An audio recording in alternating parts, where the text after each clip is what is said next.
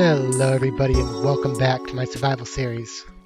As you can see, I've been quite busy decorating this room because when we last left things off, we had only done the bare bones of this farm. We didn't have any of this deep slate, we just had the water systems and the little drop-off area. And as you can see, it has changed a lot, and I'm really happy with how it turned out. And it actually works pretty well. You saw a couple zombies spawn there, and we've already got, there we go, they're coming in right now. So I can just take a couple swings at these guys and get plenty of XP. And I've also done a little bit of enchanting with this. I unenchanted one of the diamond pickaxe that I had and tossed it into the enchanting table again. And as you can see, I actually managed to get Silk Touch, which I am super happy about. Now, unfortunately, I wasn't recording for the other part, but I did manage to enchant our sword again, and it is actually a lot better. I'm not too happy about the knockback being on it, but we've got sharpness, looting, and unbreaking, which is super exciting. And I did put the sweeping edge on it from a book we had up in our house from the last time we did some enchanting. So yeah, that is what I've been up to between episodes, and I'm really happy with how this turned out. Now we've got a nice reliable source of XP. So coming up out of our mountain, or out of our mines, I was thinking that we'd actually do some work on our mountain. As you know, we've got our little home right there, and we've got our temporary portal right there. However, I was thinking that we could actually move the portal today, and what I was thinking is actually moving it up the mountain just a little bit and kind of giving it its own little home. So right now we've got it kind of like in that little flat area. I was thinking of maybe pushing it back to over there, just to the very top. And like I said, kind of giving it its own home, probably in the same sort of style as this place.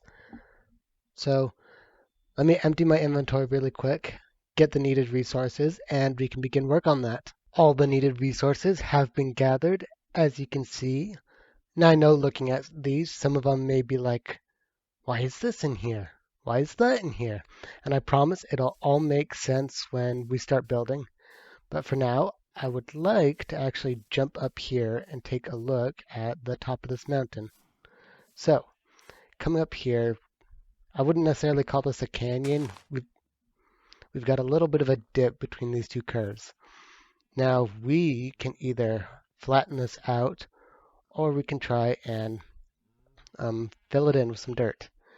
Now, I'm leaning towards filling it in, so that way we have like a kind of a nice peak to set our portal on top of. So, I'm going to place all these resources into a chest, and I'm going to grab some dirt. Dirt has been acquired. So, let me jump into a very speedy little time lapse and fill this in.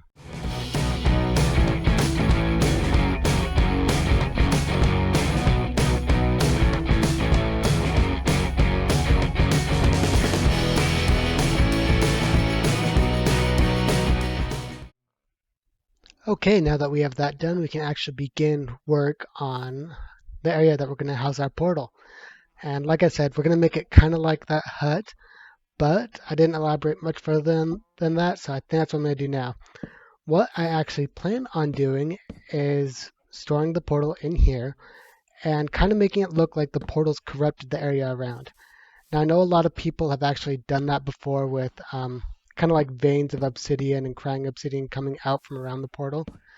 And I've actually done that in previous worlds, but what I want to do today instead, hello, is actually kind of like, where did I put my chest? There it is.